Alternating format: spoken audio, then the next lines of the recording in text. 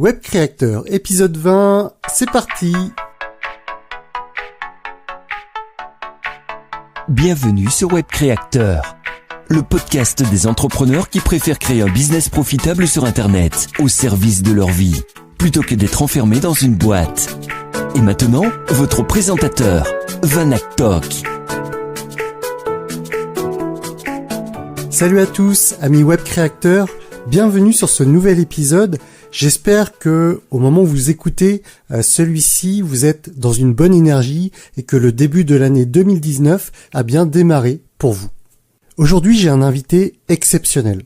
Bon, d'accord, tous mes invités sont exceptionnels. Je les choisis minutieusement, mais aujourd'hui, je suis vraiment ravi de l'avoir comme interviewé. Il s'agit ni plus ni moins de Stan Leloup. Stan Leloup, si vous le connaissez pas, apprenez à le connaître. Il a une chaîne YouTube hyper intéressante autour du web marketing. Il a un podcast hyper intéressant autour du web marketing. Ces deux éléments, que ce soit sa chaîne YouTube ou son podcast, s'intitulent Marketing Mania. Alors, je me leurre pas, si vous connaissez mon podcast, vous connaissez probablement déjà le podcast de Stan Leloup. Il y a peut-être 80 à 90% de chances que ça soit le cas, sauf si vous venez exclusivement de ma chaîne YouTube. Mais grosso modo, si vous êtes intéressé au monde du podcasting, vous connaissez forcément Marketing Mania. Durant cet épisode, avec Stan, on va parler évidemment de business en ligne, mais également de lifestyle. Lifestyle parce que Stan a la particularité de vivre en Thaïlande, comme pas mal de web entrepreneurs, mais il a aussi un mode de vie qui sort de l'ordinaire. Il a un mode de vie où il optimise pas mal de choses, et notamment on parlera de ses routines alimentaires. On parlera également de son projet de 2019 qui est l'écriture de son livre. Et voilà, j'ai vraiment passé un agréable moment avec Stan, et même en dehors de l'interview qui est déjà très longue, on a discuté ensemble encore une bonne demi-heure ensuite de différents projets, on a un petit peu comparé l'évolution de nos chaînes YouTube, on a parlé de lorsque son livre arrivera, de comment est-ce qu'on pouvait peut-être avoir un partenariat ensemble. En tout cas, voilà, j'ai vraiment passé un très agréable moment avec lui et j'espère que cette interview vous intéressera autant que je n'ai pris de plaisir à la réaliser. Avant de démarrer à proprement parler, je vous rappelle juste que j'ai créé un groupe Facebook qui s'appelle le coin des infopreneurs / transfopreneurs. Si jamais vous démarrez une activité en ligne, ou même si vous êtes déjà lancé, si vous avez besoin ou si vous avez envie d'être accompagné de personnes ayant le même mindset, ayant la même envie que vous de créer un business en ligne, remplissez les questions qui vous sont demandées lorsque vous faites votre demande d'adhésion au groupe Facebook. Précisez-moi bien que vous venez suite à l'écoute d'un épisode de Web Créateur et je vous autoriserai ensuite à intégrer ce fameux groupe. On démarre sans plus attendre avec l'interview de Stan Leloup de Marketing Mania.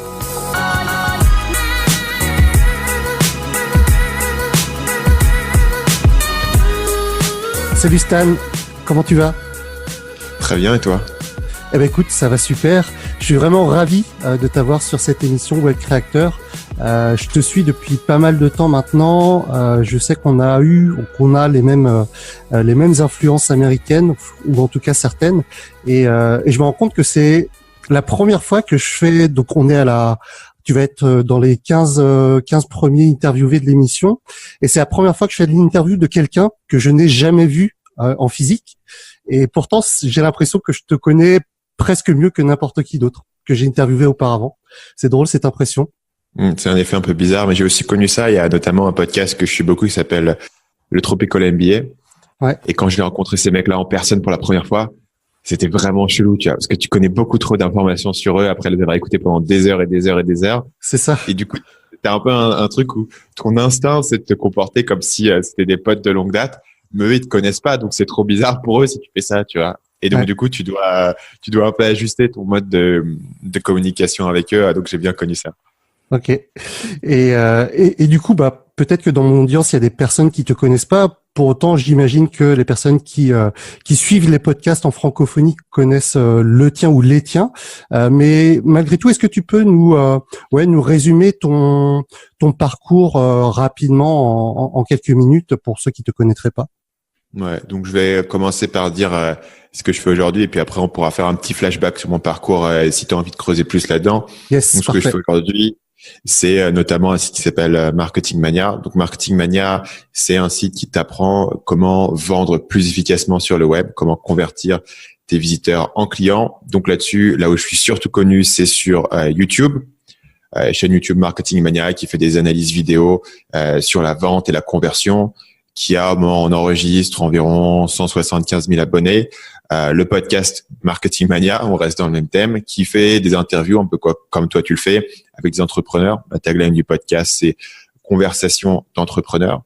Et le troisième truc pour lequel je suis connu un petit peu, c'est le podcast Nomade Digital, qui est plus actif en ce moment, mais il y a un beau catalogue d'émissions assez solide qui parle de ce nouveau mode de vie qu'on est en train de découvrir dans notre génération d'entrepreneurs sur le web. Tout d'un coup, tu as un revenu sur Internet, tu peux aller vivre n'importe où. Où est-ce que tu vas vivre? Quel problème est-ce que ça va poser dans ta vie quand, je sais pas, tu vis, moi je vis en Thaïlande par exemple. Quand tu vis en Thaïlande, tu départs dans notre pays, comment est-ce que tu t'organises? Comment est-ce que tu gères tes journées, ton temps, ta productivité? Comment est-ce que tu envisages ton futur quand essentiellement tu as un mode de vie qui pour la génération de tes parents était inconnu. Donc ça c'est aussi du coup un podcast qui est dispo sur iTunes. Donc ces trois piliers-là, c'est les endroits où les gens ont peut-être pu entendre parler de moi. Si tu veux revenir un peu avant ça, je te laisse me dire jusqu'à où tu veux revenir, tu vois. Moi, ce qui m'intéresse, aujourd'hui, t'as quel âge? T'as 26, c'est ça? 26 Là, ans? je viens d'avoir 27 ans. 27 ans, ok. Et moi, ce qui m'intéresse aujourd'hui, Marketing Mania, c'est ta marque qui a 5 ans, 6 ans? Marketing Mania, je l'ai commencé mi-2015. Et j'ai publié mes premiers podcasts sur Marketing Mania. Donc, c'était le départ de Marketing Mania, sachant qu'avant, du coup, je faisais d'autres trucs. Ouais, t'étais dans la séduction, c'est ça? Tu avais un business dans la séduction. Et un business dans la séduction. Tu as toujours été entrepreneur. Est-ce que tu as été à un moment donné salarié dans une entreprise ou jamais? Non. Moi, j'ai commencé à monter mon business quand j'étais en école de commerce. J'ai fait prépa et je suis allé ensuite en école de commerce. Et les tout premiers mois de mon business, j'étais en stage en première année d'école de commerce. Donc, j'ai commencé très tôt. Et en fait, j'avais cet objectif qui était de me dire, il faut que je puisse monter ça où c'est un revenu significatif avant la fin de mes études. Notamment parce que j'avais des gros prêts étudiants qui arrivaient derrière. Donc, il fallait pouvoir assurer soit niveau business, soit il fallait que je trouve un job bien payé pour pouvoir assurer les échéances derrière. Mmh. Et dans ton entourage, tu avais des entrepreneurs auparavant? Tes parents, ils étaient entrepreneurs ou salariés? J'avais pas vraiment d'entrepreneur dans mon entourage. En revanche, mon père, tu pourrais dire qu'il est un peu précurseur de ce que je fais actuellement. Donc, mon père, il est pas entrepreneur, il est profession libérale. Mais notamment, il a écrit beaucoup de bouquins dans son domaine. Il organise des conférences, il enseigne, tu vois. Donc, je pense qu'on on partage un petit peu cette même fibre, quoi. Intensité, voilà, pour essayer de comprendre les choses, de les décomposer, de les retransmettre d'une manière qui est plus compréhensible et applicable pour les gens et de trouver des exemples, des études de cas.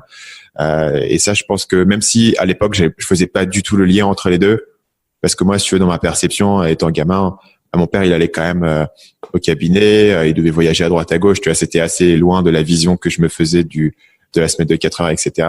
Ouais. Mais notamment depuis que j'ai Marketing Mania et que j'ai un peu cette position en termes de quelqu'un qui va essayer de comprendre les choses et de les transmettre et de les expliquer. Et c'est un peu là qui est mon talent. C'est pour ça que ce que je fais, ça fonctionne. Et j'ai vu la connexion en fait avec ce que faisait mon père depuis des années. Excellent. Donc moi, pour information, c'est effectivement Marketing Mania. J'avais vu des vidéos passer, mais c'est vraiment par Nomade Digital que je t'ai connu avec Paul. Hein. Du coup, c'est un épisode. Enfin, c'est une émission que vous avez délaissé. Vous pensez refaire d'autres émissions ou c'est il faut que j'explique un peu le contexte de Nomade Digital. En fait, le truc intéressant dans Nomade Digital, c'est que c'est une émission qui avait pas à l'origine d'objectifs spécifiques en termes de business. Il n'y a jamais vraiment eu de business derrière. En fait, ce qui s'est passé, c'est que j'ai rencontré ce mec qui s'appelle Paul. On était ensemble dans des forums anglophones. On habitait tous les deux en Asie du Sud-Est. On avait tous les deux à peu près le même âge. On avait tous les deux monté des business. Et on était tous les deux, voilà, on avait les mêmes références, on s'entendait. Donc, je l'avais eu sur mon podcast une première fois. Et on s'était entendu. Et du coup, on a ensuite décidé de lancer un podcast ensemble, Nomad Digital. On allait faire que 10 épisodes. Et puis on allait voir si ça nous plaisait ou pas, parce qu'on voulait juste le tester. À l'époque, j'avais un peu de temps et lui aussi il avait un peu de temps. Lui, il faisait un business e-commerce sur Amazon FBA. On s'est vachement entendu et du coup, on l'a continué au-delà des 10 épisodes, notamment parce que très rapidement le podcast a acquis vraiment une audience fidèle et a marché très rapidement. Il était quand il est sorti sur la page d'accueil de iTunes France. Okay. Donc ça a marché très vite et on l'a continué. Il fut un temps où, voilà, après avoir fait ça, le business de Paul a continué d'exploser. Et tu l'entends au fil des épisodes. C'est-à-dire que quand il a commencé, il était tout seul. Aujourd'hui, je peux pas donner trop de détails, mais il y a plusieurs dizaines de personnes qui travaillent avec lui. Et donc, du coup, en termes de temps, tu vois, ça devenait plus difficile pour lui de prendre le temps de faire une émission comme ça, qui était pas cohérente avec son business. Qui lui apportait pas grand chose, tu vois. Et par ailleurs, on avait fait pendant l'impression d'avoir fait un peu le tour des sujets. On avait plus de mal à caser les dates, donc on s'est dit tiens, comme il n'y a pas de business derrière, en fait, on a un truc qui est assez fou, c'est qu'on a la liberté de se dire, bah on va arrêter là, quoi. On va faire une émission qui est bouclée. Et à l'épisode 50, on a décidé que voilà, c'était la fin de Nomad Digital. Alors après, on a fait des petits épisodes d'update de temps en temps qui sont venus après, mais essentiellement l'émission, on considère qu'elle est arrêtée. Et c'est un peu comme quand tu vois, tu fais un peu un épisode spécial de Noël pour une série. Et de temps en temps, on va en faire une comme ça, peut-être pour la nouvelle année ou un truc comme ça pour faire un peu. Voilà, on n'est pas mort, quoi. Notamment parce que moi, je suis toujours très présent en ligne, donc les gens savent tout ce que je fais, etc. Mais les gens se demandent Paul, il va bien, qu'est-ce qui lui arrive? Alors qu'en fait, une des raisons pour laquelle on n'entend plus trop parler de lui, c'est parce que son business fait que exploser et il est sur une croissance énorme et que du coup, il a pas vraiment le temps de créer du contenu. Et voilà, donc on fera des épisodes de temps en temps probablement, mais pour moi c'est une émission qu'on considère comme étant arrêtée, même si elle continue à être découverte par énormément de personnes. Parce qu'elle reste très bien référencée, elle est sans cesse recommandée par iTunes. Et effectivement. Bah alors après, je sais pas si, mais il me semble pas que ces classements soient personnalisés, mais en tout cas sur mon classement chez moi, sur iTunes, elle est toujours numéro 1 de la catégorie management et marketing. Ce qui est assez dingue quand tu penses qu'il y a essentiellement des épisodes de 2 ans. Ouais, 1 an et demi, 2 ans. Donc, en fait, la manière dont ça fonctionne sur iTunes, plus pour faire une petite parenthèse pour les gens qui s'intéressent au podcast, l'algorithme d'iTunes met un gros poids sur le nombre de nouveaux abonnés qui s'abonnent à une émission. Et donc, en fait, même si tu publies pas d'épisodes, tant qu'il y a beaucoup de gens qui te découvrent, tu vas continuer à être haut dans les classements de iTunes. Et en fait, comme Nomad Digital, c'est une émission qui a peut-être une alchimie assez particulière dans ce domaine, c'est-à-dire que on est tous les deux et on a une connexion particulière et donc les gens s'identifient pas mal et notamment face à cette émission, Paul, il y a des moments où il est vraiment genre ultra drôle, quoi. Il a des anecdotes de voyage, genre aux Philippines, en Indonésie. Il avait été arrêté, je sais plus où, dans une prison en verre ou je sais pas quoi. Exactement. Ça, c'était en Chine. Enfin, il se retrouve dans une prison, dans un aéroport, mais c'est un cube en verre, et donc tous les gens qui passent autour peuvent le voir tout seul dans sa petite prison. Enfin, c'est délirant les trucs qu'il y a. Et du coup, je pense qu'il y a vraiment un bouche-oreille sur cette émission qui est phénoménale. Et du coup, les gens continuent à la découvrir et à l'écouter, et ça se refait, tu vois. Et je trouve j'ai une affection toute particulière pour cette émission, en me disant que tu peux revenir dans l'émission et vraiment nous suivre pendant les années où nos business décollent, en fait. Et tu nous vois évoluer au fil du temps, devenir un peu plus mature au fil du temps, changer d'avis, et même peut-être 30 épisodes plus tard, contredire un truc qu'on avait dit plus tôt, en disant, bah voilà, avant je pensais ça, maintenant je pense ça, et tu nous vois évoluer vraiment de manière assez transparente et vraiment honnête. Et je pense que c'est pour ça que pas mal de gens y sont assez attachés. Ouais, c'est ça, c'est un petit peu comme une série télévisée, sauf que là c'est sous format audio et tu vois l'évolution de vraies personnes dans la vraie vie et leur mindset vis-à-vis de leur business. Donc c'est en ça que je trouve l'émission, moi, hyper intéressante. Ouais. Donc là, aujourd'hui, donc tu es exclusivement consacré à Marketing Mania, donc à la fois sur la chaîne YouTube et puis sur le podcast. Donc ta chaîne YouTube, elle a explosé. Je pense que c'est vraiment le terme en très peu de temps. Grosso modo, si on revient 2 ans en arrière, t'étais à combien d'abonnés? 2 ans en arrière, je devais être à 1000 abonnés. Ouais, 1000 abonnés. Et ça a été exponentiel ces derniers mois, ces derniers mois, ouais. Ouais, Comment est-ce que tu expliques ça? en gros, depuis mai, je crois, avril-mai 2017, c'est là où ça a vraiment pris un point d'inflexion. Ouais. Et est-ce que tu as une idée de pourquoi est-ce que ça a explosé est-ce que c'est la qualité? Parce que tu es pas connu pour être quelqu'un qui publie de manière régulière. Hein. Il y a des personnes qui te disent faut publier tous les jours ou toutes les semaines, mais il faut avoir un rythme régulier pour que YouTube te recommande tout ça. Toi, c'est clairement pas le cas. Il y a des fois où tu as des trous de 2-3 mois, mais par contre, la qualité de tes vidéos est là. Et est-ce que c'est l'unique raison? Est-ce que tu as utilisé des techniques spéciales pour être recommandé par YouTube? Ouais, donc effectivement, je fais pas un rate de publication qui est très régulier. Mes vidéos prennent longtemps à faire et puis tout ce que je fais en fait, ça se prend assez longtemps, notamment les formations que je fais ont le même niveau de détail et de soin que mes vidéos, sauf qu'évidemment une formation ça peut me prendre des centaines d'heures à élaborer, ce qui fait que quand je suis en création de formation, je mets un peu les vidéos en pause, ce qui explique mes absences. Donc effectivement, comment est-ce que pour moi, si tu veux, un produit va marcher sur un certain domaine. Et dans ce cas-là, tu vois, je mettrais la chaîne YouTube comme un produit si ça répond à une demande particulière. Et pour moi, la chaîne YouTube, elle répondait à une demande que j'avais identifiée. Et je peux t'expliquer tout à l'heure comment est-ce que j'ai identifié cette demande. Et elle avait aussi quelque chose qui était différent de tout ce qu'on faisait ailleurs. Donc, il y a beaucoup de gens qui donnent des conseils de marketing sur YouTube, mais 99% des gens font exactement le même type de vidéo. C'est-à-dire, ils se mettent peut-être dans un endroit avec un décor, peut-être ils sont en voyage ou autre. Ils se mettent devant la caméra, ils parlent pendant 10 minutes ou 12 minutes, ils éteignent et ils publient. Et tout le monde fait ces vidéos-là. 99% des gens dans le domaine du marketing le font. Je me suis dit, qu'est-ce qui se passe si je faisais un format de vidéo qui était différent, beaucoup plus travaillé, un format d'analyse avec des sources, avec quelque chose qui soit écrit, quelque chose qui soit monté, quelque chose qui puisse aller en profondeur avec relativement peu de vidéos, quelque chose qui essaie de faire, qui soit différent de ce qui se fait ailleurs. Après, tu vois, ça c'est sur le format, donc c'est l'emballage. Après, il faut que le contenu réponde du coup à un besoin. Et le besoin, je l'ai découvert un peu par hasard. Donc, mon podcast Marketing Mania, à l'origine, il faisait surtout des interviews, mais j'avais aussi testé d'autres trucs. Et un des trucs que j'avais testé, c'était que j'avais fait une série de podcasts qui traitait du livre Influence et manipulation de Robert Cialdini, qui est un grand classique des années 70, si je ne dis pas 79, peut-être quelque chose comme ça. Et donc, Influence et manipulation, c'est un grand classique de la psychologie et de la vente. Mais évidemment, ça a été publié dans les années 70, donc du coup, ça parlait pas forcément de l'Internet. Donc, du coup, j'en ai fait une série de 6 podcasts.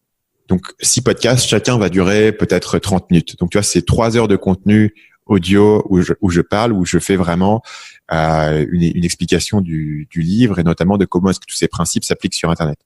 Mais sauf qu'au lieu de parler en mode improvisation et de te raconter un peu ce qui me passe par la tête, j'avais vraiment structuré ça, j'avais scripté, j'avais donné des exemples spécifiques, j'avais trouvé beaucoup de choses. Donc, c'était quelque chose d'assez travaillé de ma part. Ça m'a pris assez longtemps à faire. Et surtout, ce que j'ai remarqué, c'est qu'après que cette série soit sortie, tout le monde m'en parlait. Tout le monde me disait, c'était vraiment bien ce que tu as fait sur influence et manipulation. Cette série, elle m'a vraiment aidé. Je l'ai écoutée 3 fois. Les gens m'en disaient énormément de bien. Et donc, du coup, je me suis dit, tiens, ok, là, j'ai un truc, tu vois. Il y a un truc qui est en train de se passer. J'ai vraiment touché une demande. Il faut savoir qu'à cette époque-là, j'étais pas vraiment connu. Donc, j'avais pas vraiment d'audience énorme. J'avais une petite audience, mais j'étais pas encore connu. Donc, je cherchais encore ce qui allait me faire décoller. Je cherchais encore quel était le besoin sur le marché. Et donc, du coup, je découvre, grâce à cette série de podcasts, un besoin qui est, tiens, les gens s'intéressent vraiment à la persuasion. Et moi, c'est un truc que j'ai étudié pendant des années, par rapport à ce que j'ai fait avant dans la séduction, par rapport à ce que j'ai fait dans le copywriting. C'est un domaine que je connaissais assez bien. Et donc, du coup, je me suis dit, je pourrais faire plus de podcasts audio sur le même thème. Et j'en ai fait d'autres. J'ai fait une autre série qui était sur les biais cognitifs. Mais je me suis dit aussi, je pourrais le faire sur YouTube. Et donc, j'ai trouvé, tu vois, j'ai combiné cette demande sur le marché avec un format de vidéo que personne d'autre ne faisait pour faire ce qui est devenu Marketing Mania. Et puis, il y a eu un peu d'itération. Moi, si tu regardes mes premières vidéos, Elles ont un format qui est différent de ce que j'ai aujourd'hui. Elles sont un peu plus lentes. On voit pas ma tête dessus. Donc j'ai pas mal ma stratégie au fil du temps. Et on peut parler aussi de ce que j'ai appris en termes d'itération si ça t'intéresse. Mais c'est comme ça qu'est venue cette formule qui répondait vraiment à un besoin et qui a pu exploser assez rapidement. Alors du coup, vas-y, je veux bien qu'on parle de cette formule d'itération. Enfin... Donc, en gros, au départ, ce que je voulais faire, c'était de me dire, je vais analyser des pages de vente en vidéo. Donc, je te montrais les pages de vente, des screenshots, et je t'expliquais ce qui allait bien et ce qui allait pas bien.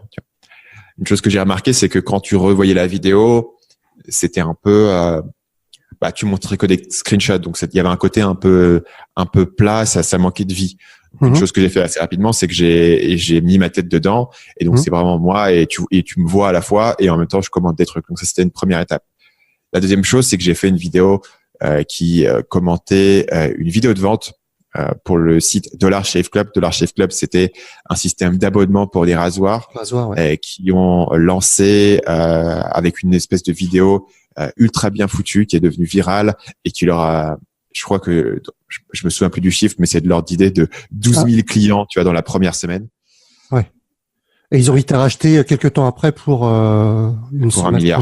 Pour $1 milliard. Ouais, ils ont été rachetés pour $1 milliard par, il me semble, Unilever ou un truc comme ça. Je me souviens plus exactement de qui les a rachetés, mais ils ont été rachetés pour une somme phénoménale.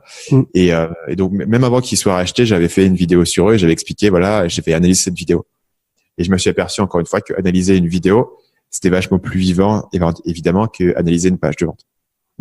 Et je pouvais faire un montage intéressant, intercaler les deux, donc j'avais un truc intéressant. Étape suivante, je commençais à analyser pas mal du coup de vidéos de vente, notamment des vidéos Kickstarter, et il y avait des vidéos qui fonctionnaient pas mal. Un jour, je me suis dit, qu'est-ce qui se passerait si je faisais la même chose?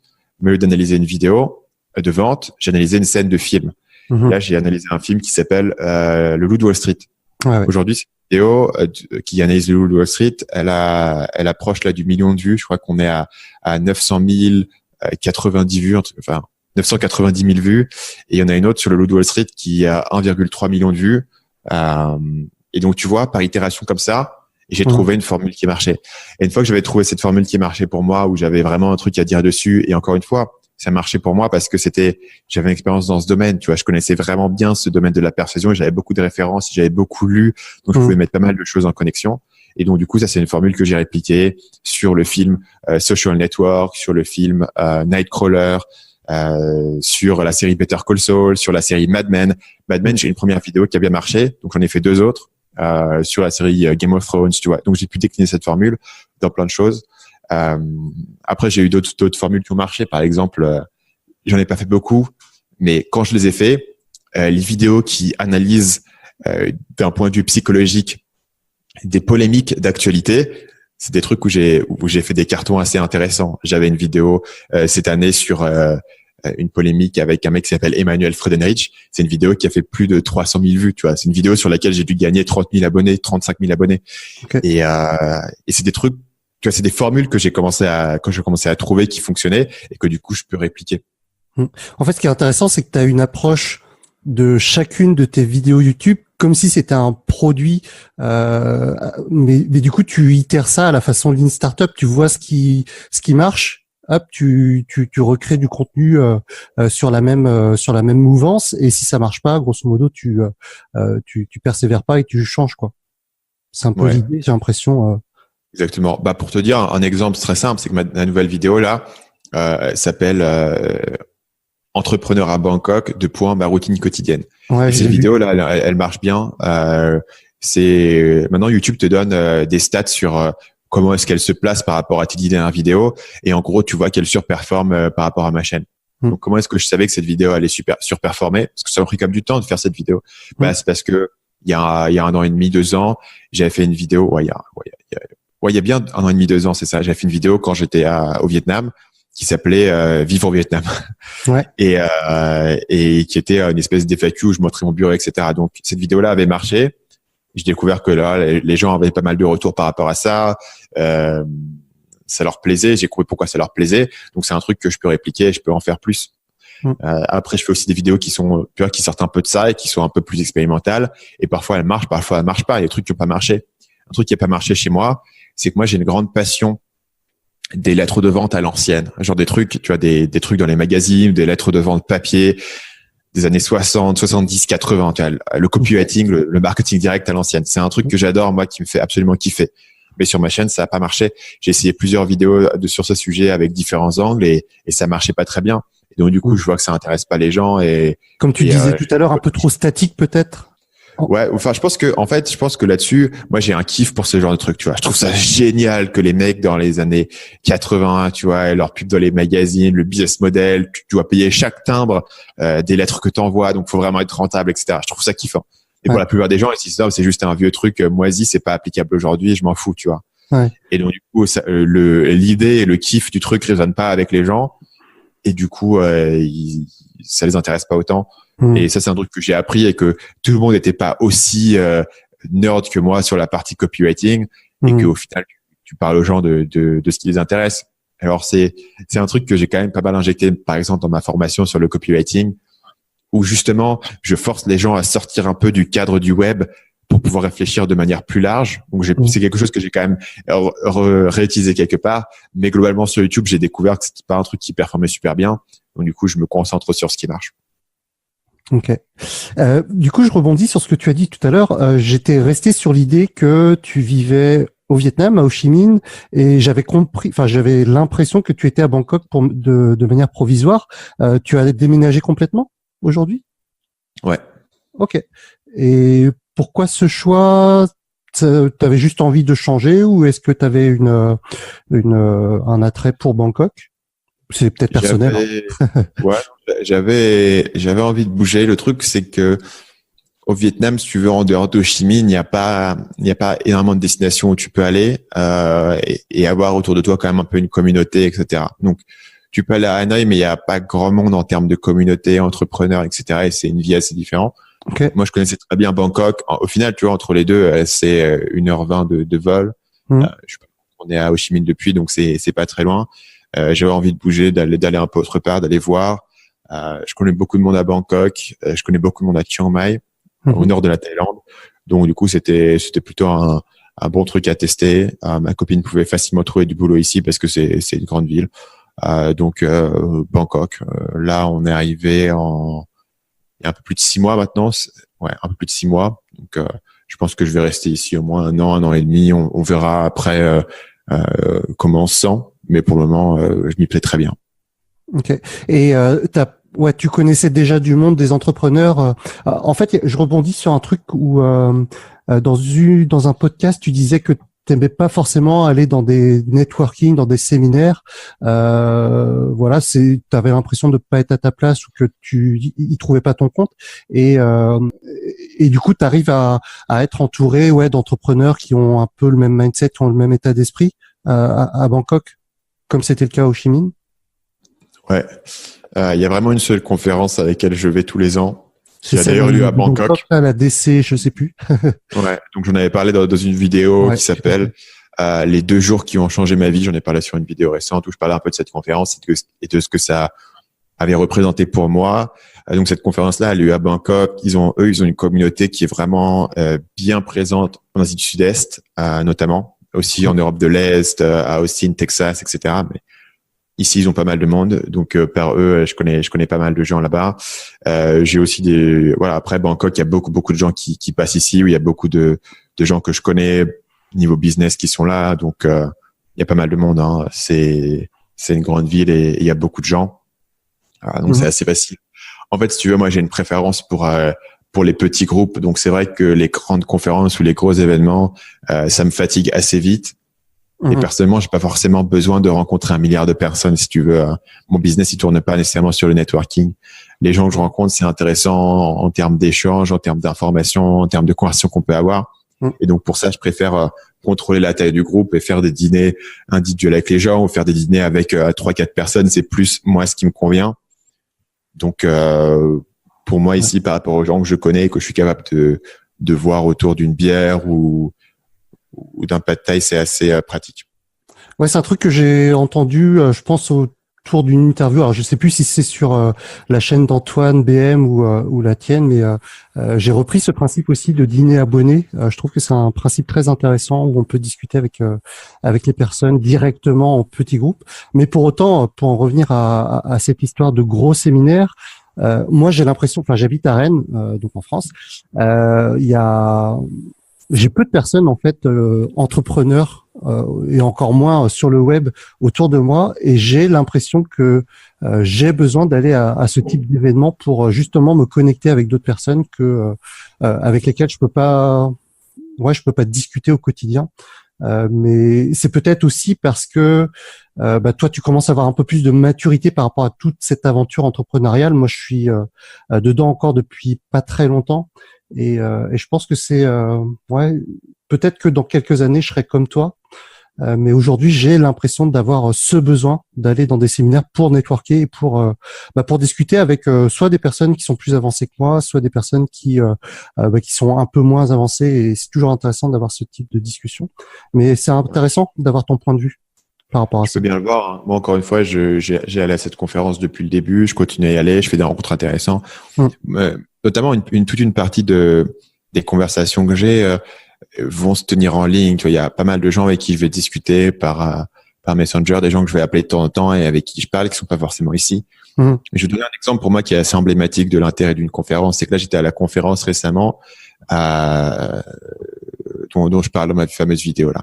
J'ai été à cette conférence et du coup, je rencontre un gars. Il s'avérait qu'on avait fait tous les deux la même formation, une formation américaine. Donc ce mec-là, c'est un Américain. Je rencontre ce mec, on discute ensemble. Lui, il cartonne sur notamment Instagram, moi sur YouTube. On échange quelques petits tips.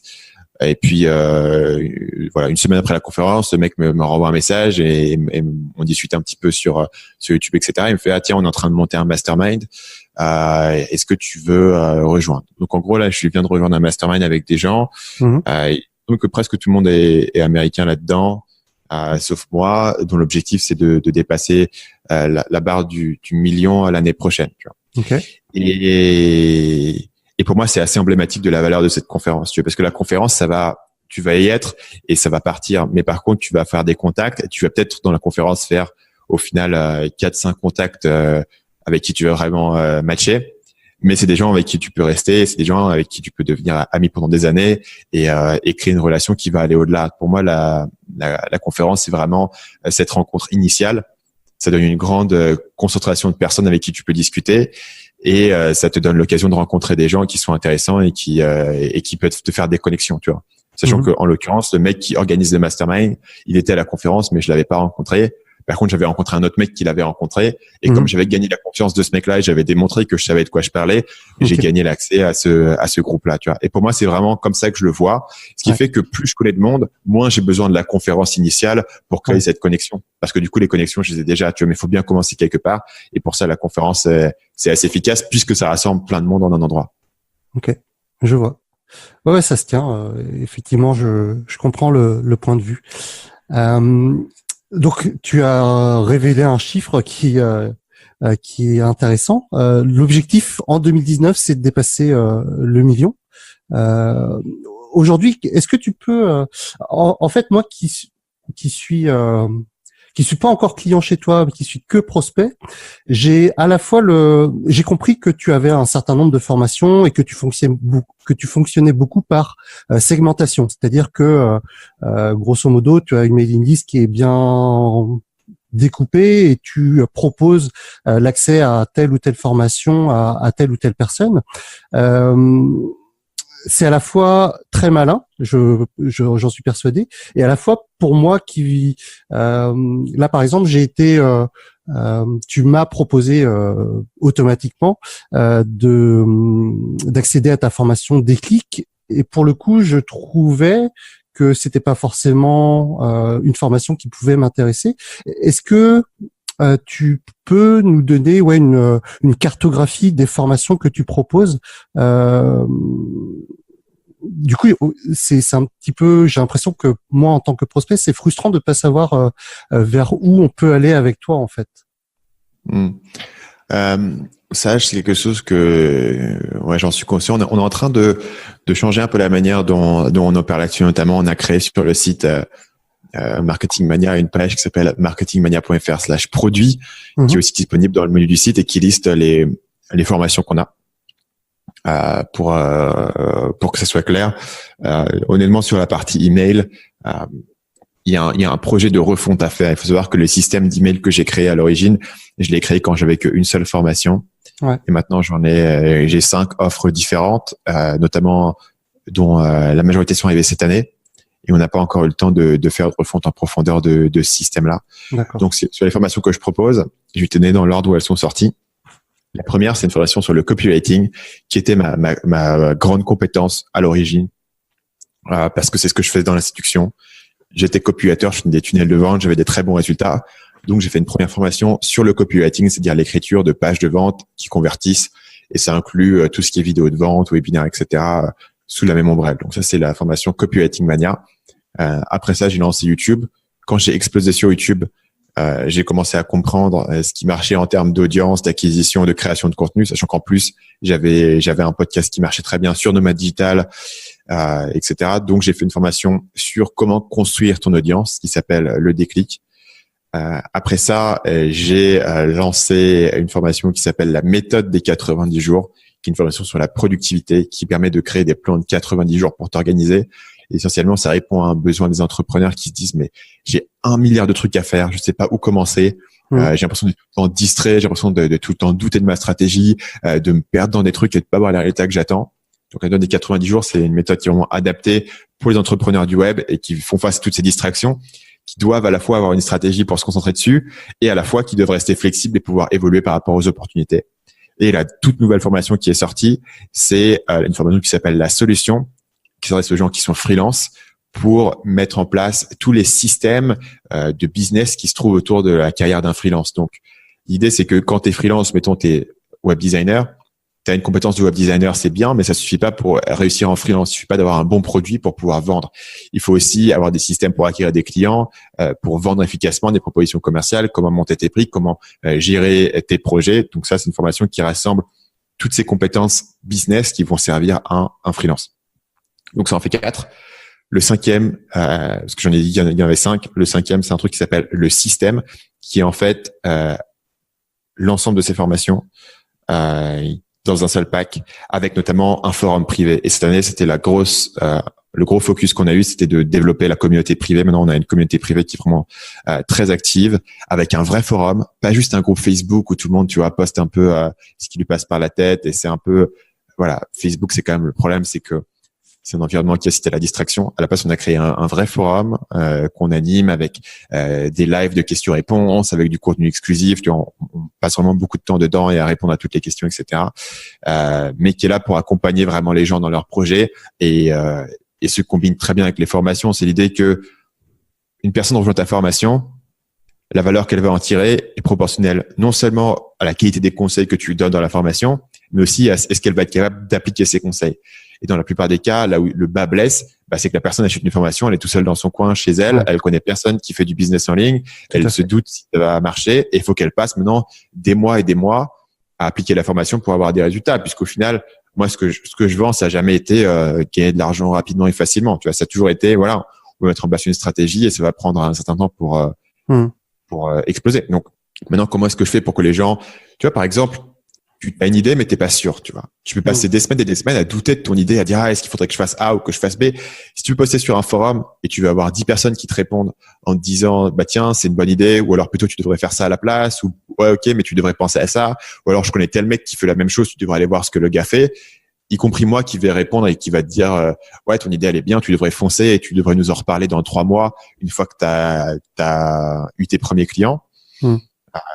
Ça va beaucoup aider la personne justement à passer à l'action, à se dire qu'elle est pas toute seule et à appliquer les conseils.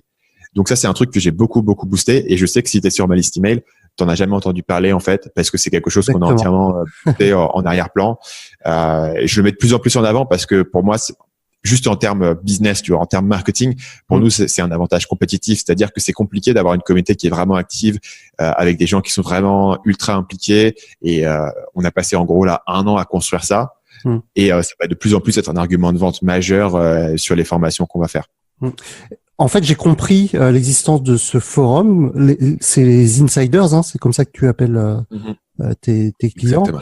Je l'ai compris en voyant justement ta dernière vidéo là sur Bangkok, sur tes routines à Bangkok. J'avais pas connaissance de ça avant.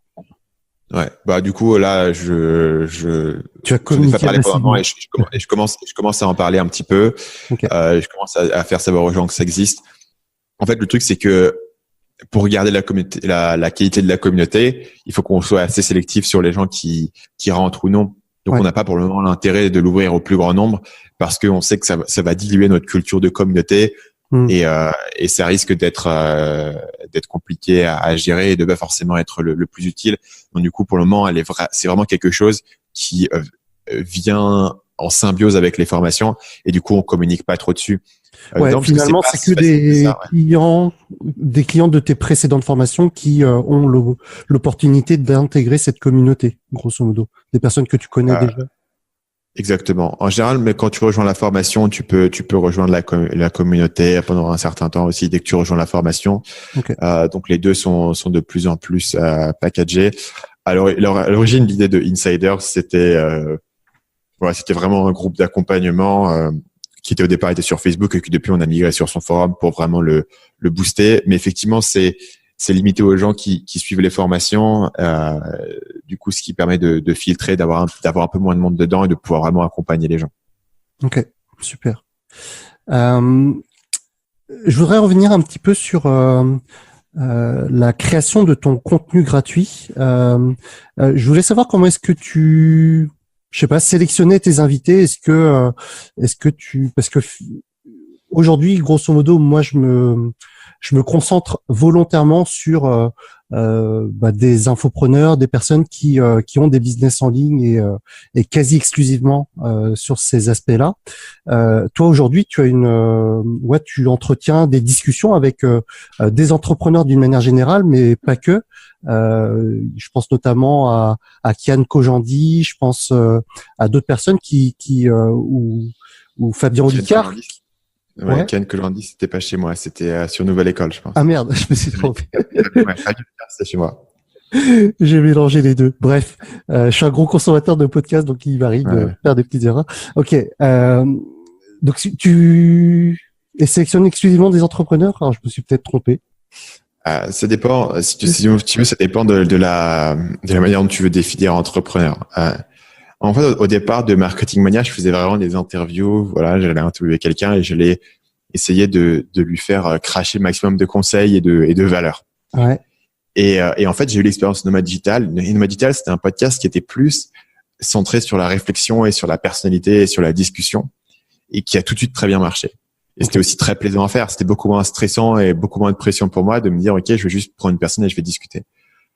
Donc Marketing Mania, j'ai changé d'ailleurs la tagline du podcast. La tagline du podcast à l'origine, c'était tactique de marketing et hack de persuasion. C'est pas ça, mais c'était un truc du style. Ouais. Et j'ai changé ça pour quelque chose de plus simple, qui est juste conversation d'entrepreneurs. Ce que j'ai découvert avec Nomad Digital, c'est que les gens, ils cherchaient pas juste des conseils. En fait, ils cherchaient de comprendre. Il y a tout cet univers-là, des gens qui gagnent la vie sur le web, et comment est-ce que ces mecs vivent, comment est-ce qu'ils réfléchissent, est-ce que c'est vrai, est-ce que c'est faux. Et en fait, la seule fenêtre que tu as là-dedans, c'est les gens qui font des vidéos sur YouTube en disant « Ouais, regardez, je suis trop riche, j'ai une grande villa, j'ai des Lamborghini, etc. » Et c'est la seule fenêtre que tu as dans ce milieu, parce que les gens qui ont pas de trucs à vendre, ils en parlent pas. Et les gens raffolaient de pouvoir être la petite mouche sur le mur et écouter, mais qu'est-ce qui se dit dans ces dîners d'entrepreneurs autour d'une bière, de quoi est-ce que ces mecs parlent et comment est-ce que ces mecs réfléchissent et de quoi ils parlent. Tu vois. Donc du coup, au lieu de faire ces interviews-là qui étaient plus classiques, je me suis dit, je vais faire juste je vais interviewer des gens, je vais inviter des gens. D'ailleurs, je peux même plus à des interviews. Je vais inviter des gens qui sont des gens qui m'intéressent et avec qui j'ai envie d'avoir une conversation. Je trouve des gens qui m'intéressent et je discute avec eux et je leur pose mes questions au final. Et j'essaie pas nécessairement de dire, tu vois, comment est-ce que tu démarres un business en ligne? C'est quoi tes 5 conseils pour réussir, etc. Ça, je pose plus trop ce genre de questions. Et c'est plutôt, je dis, tiens, ok, j'ai remarqué que ton business c'était ça, et je me demande pourquoi est-ce que tu fais ça comme ça, ou je leur pose un peu mes questions, on échange un peu nos notes sur ce qui fonctionne, sur ce qui fonctionne pas, sur les aspects psychologiques, sur les aspects de mentalité, sur la vie en général, et j'essaie d'avoir ces conversations-là et de les enregistrer et de les proposer aux gens. Et depuis que je fais ça, l'audience du podcast n'a fait que grimper, et j'ai des très bons retours là-dessus. et du coup, la sélection d'invités, c'est vraiment, je me dis, est-ce que c'est une personne avec qui j'aurai une bonne conversation? Okay. Parce que c'est pas le cas de tout le monde. Tu vois, il y a des gens, notamment il y a des gens parfois ils parlent d'un truc intéressant, mais tu sens qu'ils sont très formatés dans la manière dont ils parlent. Tu vois, ils ont vraiment un pitch à sortir et ils veulent le sortir. Et ça peut apporter de la valeur, mais c'est pas l'émission que moi j'essaye de faire. L'émission que moi j'essaie de faire, c'est de pouvoir avoir des gens et avoir une conversation avec eux. Et c'est pour ça que je peux avoir des podcasts intéressants avec un mec qui est un producteur porno, comme Jean-Marie Corda, tu vois, qui, au final, les conseils qu'il va te donner, c'est pas le plus enfin, tu vois, personne dans mon audience va devenir producteur porno. Enfin, il y a peut-être un gars qui va le faire sur les 10 000 personnes, tu vois. Mais les gens vont pas appliquer directement ce qu'il dit, mais c'est intéressant de voir comment le mec réfléchit. Et moi, personnellement, ça a été intéressant pour moi de comprendre comment fonctionne son business, son industrie derrière, comment le mec réfléchit. Le mec, c'est un dingo, tu vois. J'ai une conversation avec lui inoubliable. Et en termes d'organisation, comment ça se passe? Je sais plus si tu as un rythme plus régulier sur le podcast ou c'est pareil, c'est un petit peu au fil des conversations que tu as. Non, le podcast, maintenant, c'est vraiment hebdomadaire. C'est vraiment hebdomadaire. Et tous les mardis. Ah bah c'est rigolo, moi aussi, je savais plus. Et tu enregistres combien de temps en avance en général tes conversations? Donc, la grosse chose qui m'a permis de rendre le podcast vraiment régulier, c'est que j'ai un employé à plein temps chez Marketing Mania et il a repris les rênes de toute l'organisation du podcast, c'est-à-dire trouver les invités, les contacter, fixer un rendez-vous, les relancer et ensuite en aval vraiment programmer les publications, etc. Donc, la seule chose que moi je fais, c'est que j'ai un document de recherche qui a été fait sur l'invité que je vais recevoir de mon employé. Il va m'avoir fait des recherches en profondeur sur la personne. Donc, je peux lire toutes les recherches que lui a fait, faire un peu mes propres réflexions pour voir un peu de quoi je veux parler. Et ensuite, voilà, je vais directement me caler sur l'appel. Donc, en fait, au lieu de passer plusieurs semaines à organiser une émission, parce que tu le sais, même entre nous deux, dans la manière dont on a enregistré cette émission, c'est que par rapport au calendrier des gens, il faut que tu te prennes vachement en avance et que tu relances des gens pour avoir la date et pour que ça puisse se caler parce que sinon il y a toute une période de préparation et du coup ça j'ai pu du tout à m'en occuper et donc pour moi c'est vraiment en une après-midi que je peux faire une émission entière.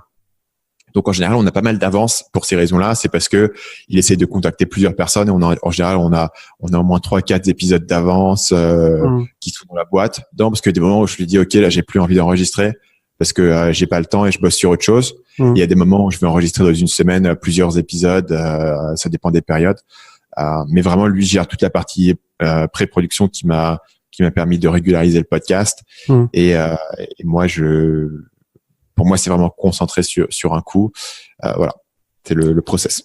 Ouais, et derrière, un petit parenthèse là-dessus. Il y a une autre personne dans le process qui est du coup, on a un monteur audio qui travaille sur l'émission et qui va récupérer les fichiers et faire toute la magie audio pour l'émission et qui ensuite va sortir, tu vois. Donc en gros, avant le jour où on enregistre, moi je m'en occupe pas, sauf pour valider les invités.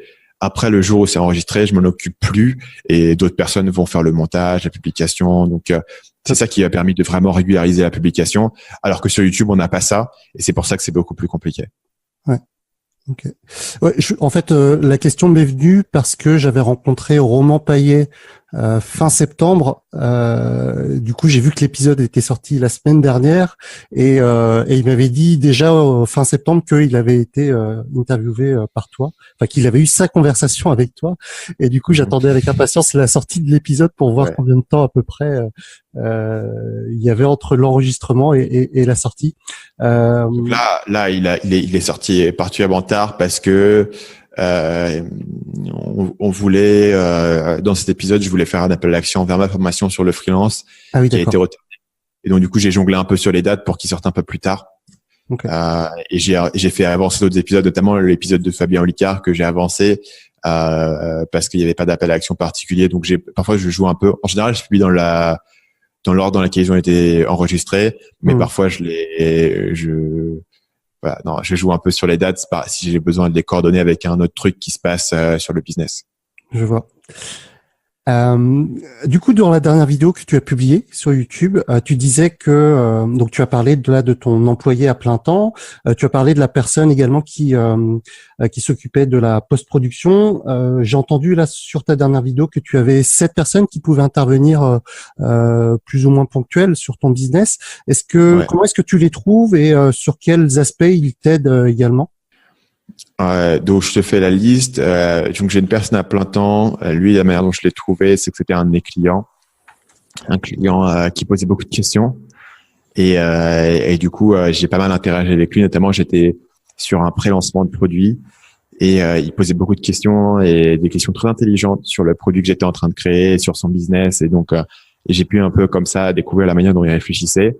Et un peu plus tard, il restait très engagé dans le business et quand j'ai cherché à recruter quelqu'un, en fait, quand tu es à mon échelle, le problème, c'est que si je fais une annonce de recrutement, je vais avoir beaucoup de candidats, donc il faut que je prenne beaucoup de temps pour filtrer les gens, etc. Et lui, c'était un mec, du coup, avec qui c'est important de travailler avec les gens, en fait. Tu peux jamais savoir si une personne est compétente ou pas avant d'avoir travaillé avec lui. C'est un truc que j'ai vraiment remarqué au fil du temps. Tu vois, ce que les gens te disent en entretien d'embauche, ça occupe presque aucune valeur parce que tant que tu les as pas vu travailler. Et donc, lui, j'avais vu travailler, pas sur mon business, mais sur le sien. Et je voyais que je donnais un conseil. La semaine suivante, il avait implémenté mon conseil et il me demandait un retour sur la page, tu vois. Et donc, du coup, je le voyais vraiment, j'avais vraiment une vision de la manière dont lui bossait. Donc là, pour le coup, moi, je considère que c'est une des meilleures affaires que j'ai fait dans ma vie. C'est-à-dire que ça n'a jamais été aussi facile de recruter quelqu'un qui a été aussi important pour moi, tu vois, parce que j'ai même pas eu besoin de faire des processus de recrutement, etc. Je le connaissais déjà. On s'est parlé au téléphone et j'ai un peu compris avec lui quels étaient ses objectifs en termes de business, en termes personnels. Il avait aussi l'avantage d'avoir la flexibilité, la disponibilité et l'envie de bouger, de me rejoindre ici. Donc voilà, ça s'est fait comme ça et ça c'était presque un coup de chance, mais c'était basé aussi sur le fait de l'audience que j'avais construit. Donc lui c'est le premier. Ensuite j'ai 2 personnes qui interviennent sur des tâches plus techniques, le montage vidéo et le montage audio. Là j'ai 2 personnes différentes. Ces 2 personnes-là, je les ai trouvées. Il y en a un, enfin le monteur vidéo c'est mon frère.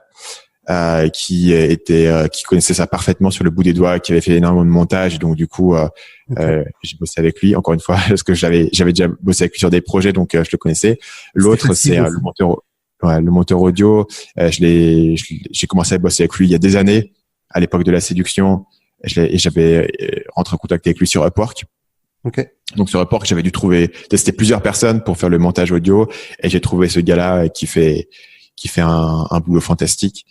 Après, plus récemment, j'avais sur ma formation freelance travaillé avec une autre personne qui m'aidait à créer la formation, qui était aussi un de mes clients. Et ça, c'est un thème qui va revenir souvent, c'est-à-dire que j'essaye de bosser avec des gens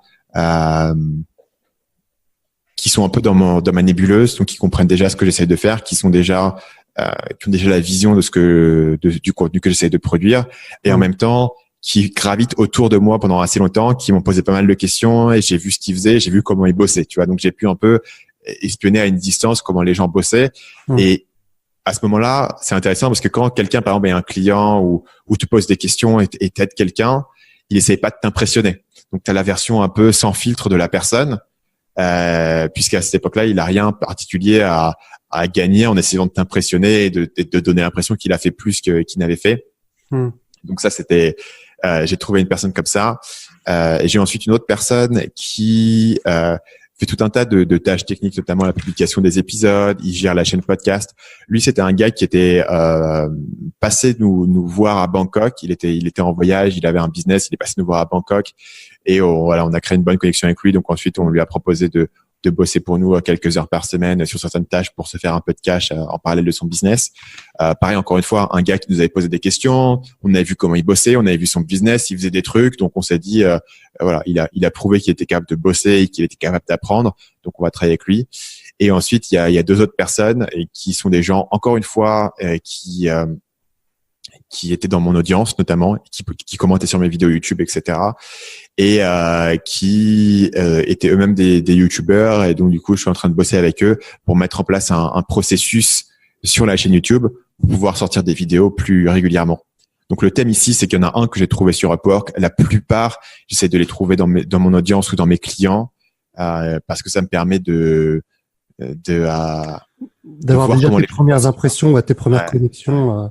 Parce que Upwork c'est bien, mais c'est un petit peu au petit bonheur la chance. C'est pas toujours évident de trouver la bonne personne qui va faire le bon travail.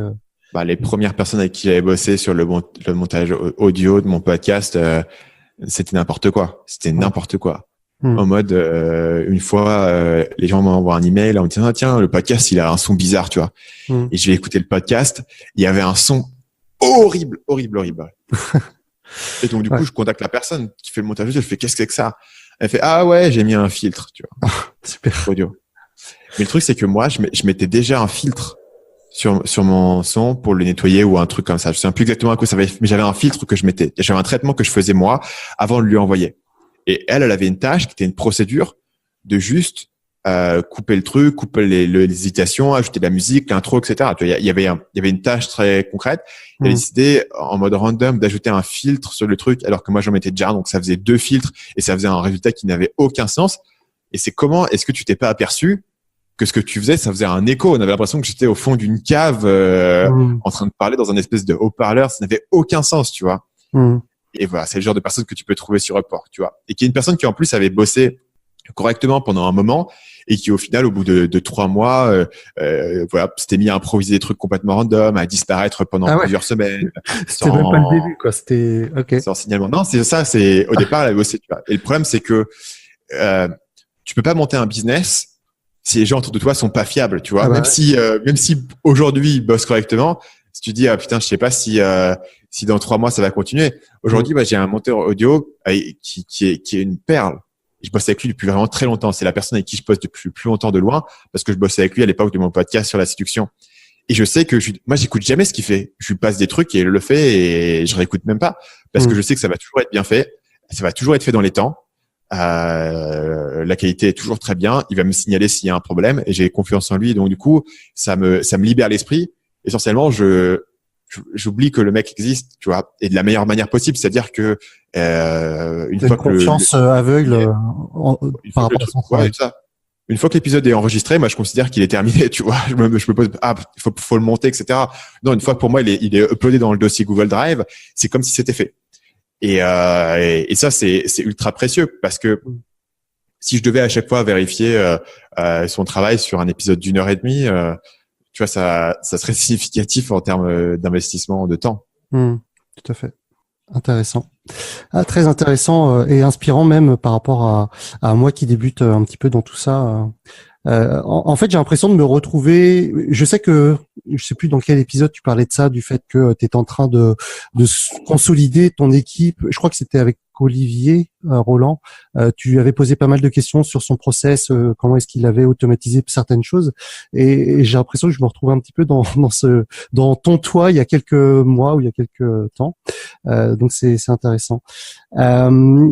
Il y a un truc que j'ai vu encore une fois dans une de tes vidéos. Tu disais que tu prenais toujours le même petit-déj, toujours le même déjeuner. Et je trouvais ça étonnant. Enfin, c'est vraiment tous les jours la même chose. Ouais. Ou est-ce que tu varies quand même de semaine en semaine? C'est, je sais pas, ton déjeuner de la semaine, ça va être ça. Ou est-ce que c'est vraiment tout le temps la même chose? C'est essentiellement tout le temps exactement la même chose. Et tu fais ça depuis depuis longtemps, du coup? Je fais ça essentiellement depuis que je suis rentré en prépa. Okay. Quand je suis rentré en prépa, j'ai arrêté d'aller en cours parce que je pensais que c'était une perte de temps, ce qui est tout de suite autre affaire, toute l'histoire. Mais en gros, du coup, j'étais beaucoup chez moi et j'ai commencé un peu ce truc de bosser depuis chez moi quand j'étais en prépa, donc j'avais 18 ans et j'ai commencé à bosser à manger tous les jours la même chose à partir de ce moment-là et j'ai jamais arrêté. Ça, c'est, si tu veux, il y a 10% de ça qui est une optimisation de productivité. C'est-à-dire de pas avoir besoin d'y penser, pas avoir besoin d'y réfléchir et voilà, tu vois, c'est toujours la même chose et tu sais exactement ce que tu as. Donc, non seulement c'est la même chose, mais en plus, tout est préparé à l'avance, ce qui fait que j'ai juste besoin de le mettre dans le cuiseur et ça me prend moins de 2 minutes pour préparer mon déjeuner le midi. Donc, 10% de ça, c'est de la productivité et 90%, c'est juste que c'est un truc personnel, tu vois. C'est un truc de psychologie personnelle où personnellement, j'aime bien manger toujours la même chose. Ça m'apaise. Je sais pas, je trouve ça un truc rassurant. Ça me recentre. J'ai pas envie toujours de galérer à manger des trucs différents. Mais ça, par contre, c'est vraiment un truc personnel. Et je pense que ça, je ferai ça, quelle que soit la situation, tu vois, même s'il n'y avait pas une question de productivité derrière. En fait, moi, j'avais perçu ça vraiment comme un plus gros pourcentage en termes de productivité. Je me suis dit, mais effectivement, c'est pas con. Tu as un repas équilibré, t'as pas besoin de te torturer l'esprit à te poser la question, qu'est-ce que tu as mangé ce midi ou ce matin. Alors, ça, c'est clair que ça aide beaucoup. Hein. En fait, c'est comme toute l'affaire, tu sais, le fameux truc de Barack Obama porte la même chemise. Enfin, Barack Obama a 3 costumes différents et quelqu'un d'autre choisit ses habits le matin, tu vois, ou Mark Zuckerberg porte les mêmes fringues, etc. Tu vois, c'est un peu la vieille idée de tu limites le nombre de décisions que tu as à prendre. Et ça, c'est clair que c'est important. Hein. Ça, moi, en fait, prendre une décision sur la nourriture, quelle que soit la situation, moi, ça m'intéresse pas. Tu vois, genre, on va manger à quel restaurant, j'ai envie de bouffer une pizza, j'ai envie de bouffer ci, j'ai envie de bouffer ça, je m'en fous. Hein. Si je suis tout seul, je mangerai vraiment toujours la même chose tous les jours, sans même me poser de questions, et c'est très bien comme ça pour moi. Ça m'intéresse pas de prendre des décisions là-dessus. Il y a aussi un aspect de pouvoir le faire à l'avance, etc. Tu vois, de gain de temps. Donc les deux sont là. Le truc, en fait, si tu veux, personnellement, c'est que je pense qu'il y a des gens dans ma vidéo qui ont commenté, ah ouais, mais comment tu fais? Moi, je pourrais pas manger la même chose tous les jours. Si ça te plaît pas, tu le fais pas. Mais pour moi, ça me dérange pas. Et de la même manière que à porter les mêmes habits tous les jours, ça me va très bien, et j'ai pas de sens de monotonie par rapport à ça. Donc, je le fais. En fait, je trouve ça vraiment hyper intéressant comme concept, et moi qui suis, tu vois, dans une optique d'optimisation de mon temps aussi, il faut d'avoir une routine matinale pour se conditionner, pour avoir une journée productive, je suis dans cet état d'esprit, et je me suis jamais posé la question de effectivement, manger la même chose tous les matins, manger la même chose tous les midis, ça me permettrait de gagner en productivité, de gagner en temps, et c'est quelque chose que j'envisage sérieusement pour moi. C'est rigolo. Qu'est-ce que tu fais aujourd'hui? C'est genre tous les midis, tu fais, ah tiens, qu'est-ce que j'ai envie de manger? Tu ouvres le frigo, il y a du poulet, ouais, ça, ou même le truc, c'est que je vais me dire, bon, j'ai pas envie de me poser la question, donc je vais aller au resto, je vais aller au truc le plus proche, et puis comme ça, je perds pas de temps à cuisiner, tu vois. Mais jamais je me suis dit, bah effectivement, je prépare tout le dimanche, et puis j'ai mes Tupperware pour la semaine, et puis j'ai juste à réchauffer, et c'est tout, quoi. Basta. Et ouais, c'est une approche hyper intéressante que je vais sûrement adopter prochainement. Très intéressant. Je voudrais revenir sur, tu disais tout à l'heure que tu avais intégré un mastermind. Est-ce que tu suis d'autres formations aujourd'hui? Est-ce que tu as engagé un jour, je sais pas, un coach en individuel? Ou est-ce que tu as été toujours orienté vers les formations en ligne et mastermind? Ouais, je continue à faire des formations. Mastermind, ça faisait un moment que je n'en avais pas fait. Et là, je suis tombé sur des gens avec qui il y avait un projet intéressant de mastermind. Donc, je fais des formations en ligne. En fait, c'est vrai qu'à partir d'un certain stade, ça devient compliqué de trouver des informations qui s'appliquent à toi. Et 99% des informations qui sont sur le marché, ça doit être des débutants. Donc, quand tu arrives à un certain stade, il y a plus beaucoup d'informations qui sont là, et ça devient plus compliqué. Donc, moi, une des manières dont je me suis pas mal formé cette année, c'est via mon podcast, interviewer des gens et leur poser les questions qui m'intéressent. Je fais des formations. Quand j'arrive à trouver des formations de haut niveau, je les fais. En général, c'est assez cher, mais ça vaut le coup.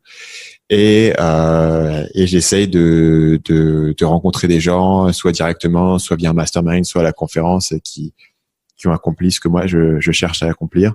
Je pense que de toute manière, tu auras toujours besoin de te former. Le coaching, par exemple, c'est un truc auquel j'ai déjà réfléchi, mais j'ai pas forcément trouvé de coach avec qui ça matchait. Avec qui en fait, j'ai pas vraiment eu de besoin vraiment spécifique, tu vois, de me dire, OK, je vais faire un coaching pour tel ou tel sujet. Mais c'est quelque chose qui pourrait m'intéresser, si ça se présentait. Tu te formes essentiellement sur le marché anglophone aujourd'hui? Ou est-ce que ça t'arrive de te former en français? Ouais, surtout anglophone. Mais non, parce que moi, je Je connais pas tant de gens en France, je suis pas tant de gens. Tu vois, moi, je suis beaucoup dans un milieu assez international. Et ce qui fait que ce qui remonte à la surface dans mon champ de vision, ça a tendance à être des trucs anglophones. Pour ça, tu vois, du fait que je vis ici depuis, je vis en Asie du Sud-Est depuis vraiment 5 ans. Donc ça colore aussi tu vois, les trucs que les gens me recommandent. En fait, c'est comme, tu vois, les livres. Je lis en général un livre parce que quelqu'un me l'a recommandé. Donc c'est souvent des livres anglais parce que c'est la plupart des gens que je connais sont anglophones. Okay. Est-ce que tu peux donner peut-être les 2-3 noms des personnes que tu suis, dont tu suis les formations ou qui t'inspirent, peut-être tes mentors?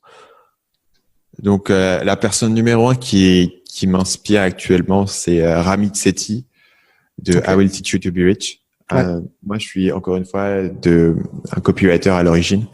Et ce que je trouve impressionnant chez eux, c'est la qualité de leur copywriting par rapport à la quantité de produits et de formations et de contenus qu'ils publient. Donc, pour moi, c'est une des seules boîtes à avoir vraiment pu scaler le copywriting et la création de contenu intéressant et persuasif. Et ça, je trouve ça extrêmement impressionnant et je trouve ça vraiment un chemin que j'ai envie de suivre. Alors, Alors du coup, j'ai reçu un mail de lui hier à propos justement je pense de comment est-ce qu'il appliquait le copywriting. Alors je sais plus le nom exactement. Est-ce que c'est quelque chose que tu as suivi ou est-ce que c'est peut-être trop bas level, enfin trop low level pour toi, je sais pas. Ou je sais pas si tu as Non, j'ai jamais suivi son contenu pour le copywriting parce que moi je l'ai découvert après à une époque où j'étais déjà pointu là-dessus.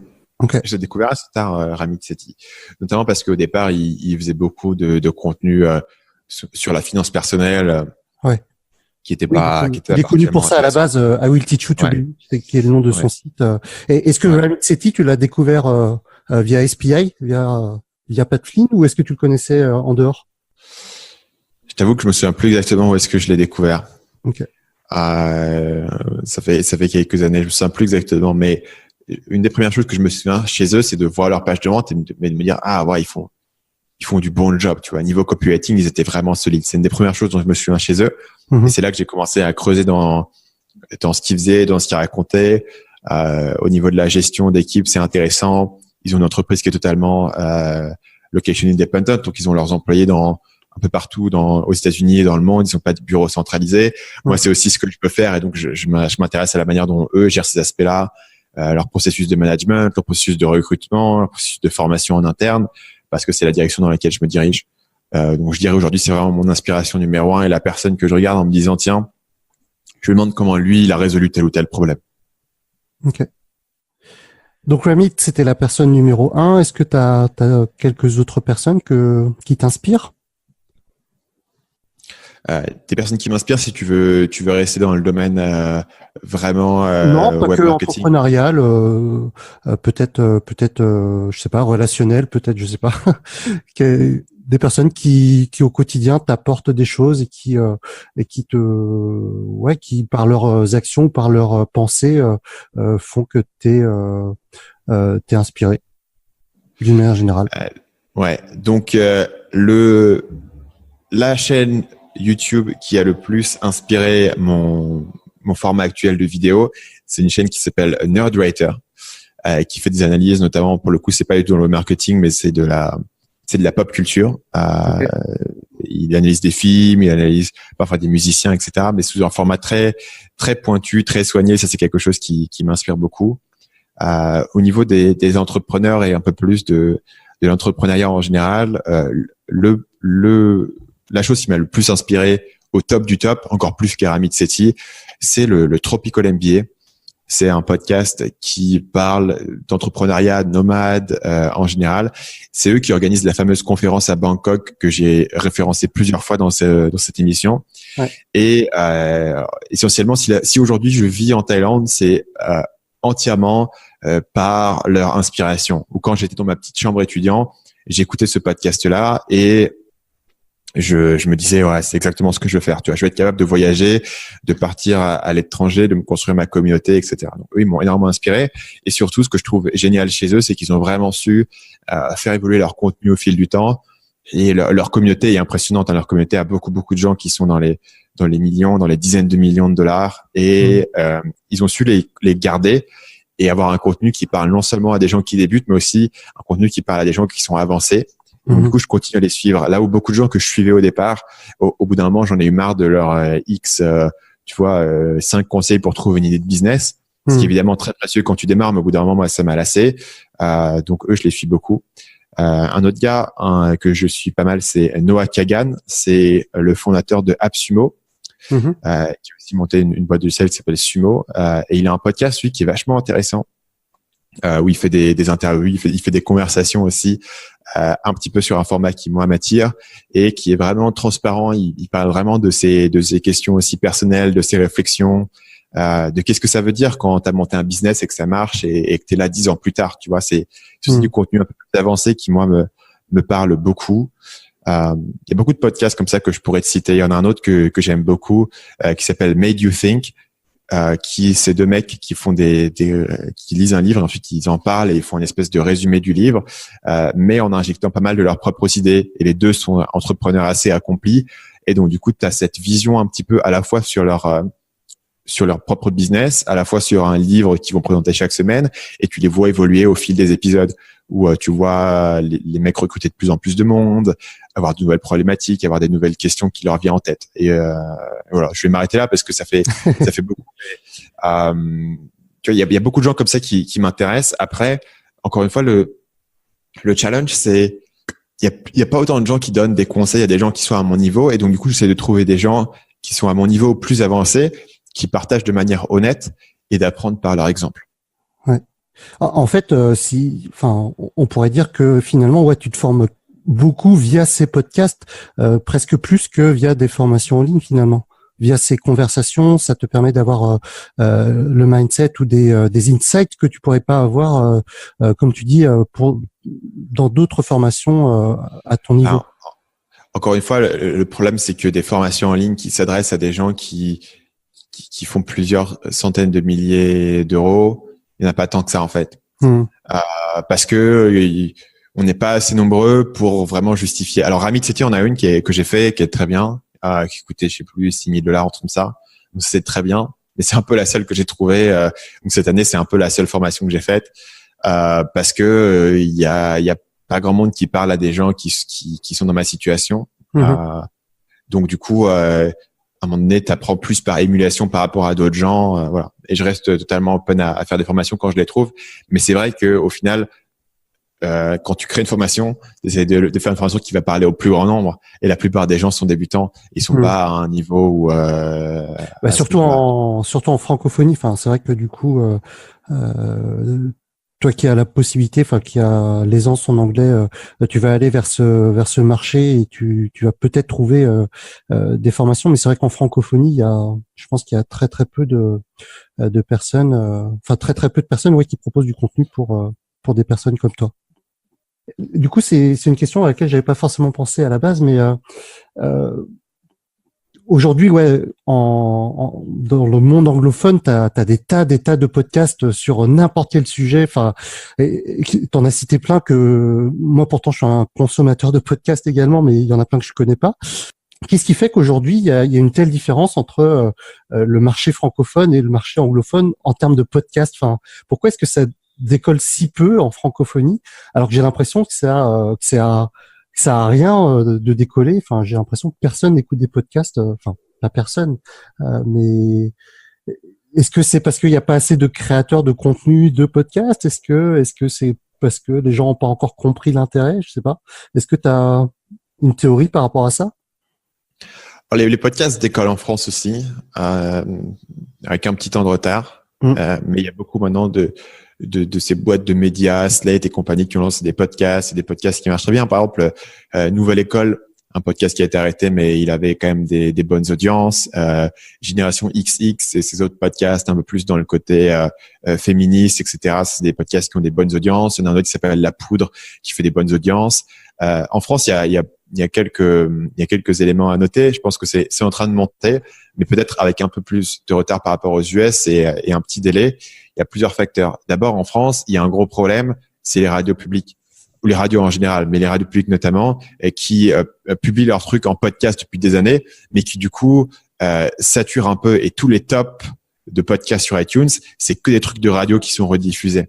Et donc du coup, il y a un peu moins de place pour une production de podcast indépendante, puisque comment est-ce que tu démarres et tu fais concurrence avec des émissions qui ont essentiellement un budget qui leur est fourni, parce que à l'origine ils sont sur la radio, donc il y a un petit paradoxe là-dessus. Deuxième point, aux États-Unis, les gens sont quand même beaucoup plus dans leur voiture.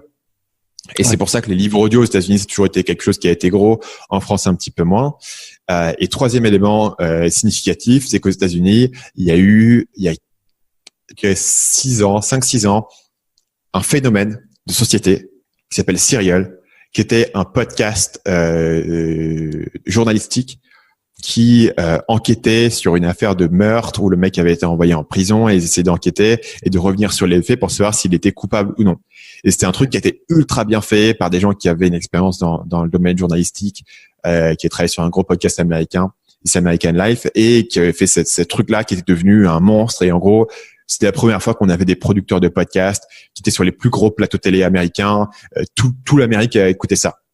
Le truc, c'est que la plupart des gens n'écoutent pas de podcast, mais une fois que tu écoutes un podcast, t'en écoutes plein. Parce qu'une fois que tu écoutes un podcast, tu t'aperçois qu'il y a plein de moments dans ta journée où tu fais rien.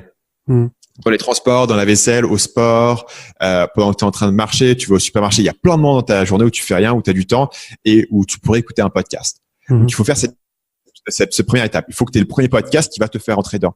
Et pour beaucoup de gens aux États-Unis, Serial, ça a été le moment où ils sont rentrés dedans. Mais du coup, ils ont écouté les 12 épisodes de Serial. Et la saison 2 est arrivée 1 an plus tard, mais entre deux, ils ont découvert plein d'autres podcasts et il y a eu beaucoup de gens qui sont entrés dans le milieu et qui ont pris cette habitude et qui du coup ont écouté plus de choses. En France, on n'a pas encore eu cet effet de société. Un tel déclic, ouais. Qui a fait que tout le monde a entendu parler du podcast, tout le monde s'est mis dessus. Après, moi, sur l'audience des podcasts, moi, j'ai vu l'audience de mon podcast Marketing Mania vraiment grossir au fil du temps. On a vu quand même de plus en plus de boîtes de podcasts se lancer, de plus en plus de médias lancer des podcasts. Donc, il y a clairement un engouement, mais qui est, par contre, avec un délai par rapport aux États-Unis. Il y a aussi moins de gens qui créent des podcasts. Je pense que les gens s'aperçoivent pas du potentiel du podcast. Ouais. Qui est quand même là, hein, significatif. Hein. Moi, je vois les audiences de Marketing Mania sur le podcast par rapport à YouTube. Le podcast est moins que YouTube, mais c'est pas non plus à cracher dessus. Et t'as combien de téléchargements, par exemple, là, lorsque tu sors un nouvel épisode? Donc, un épisode, ça va être entre 7 et 10 000 téléchargements selon la popularité de l'épisode. Et donc, pour comparer, une vidéo, ça serait plus entre 20 et 30 000, quoi. Une fois qu'elle a bien eu le temps de maturer. Et une vidéo peut bien sûr aller à des centaines de milliers quand elle marche très bien. Donc, tu vois que la vidéo, c'est quand même, on va dire, plus populaire. Ouais. Mais c'est pas non plus, tu vois, je cracherais pas non plus sur 7 à 10 000 téléchargements si c'était mon seul média. Ouais, et puis c'est pas la même relation que tu as avec ton public que sur la vidéo, quoi.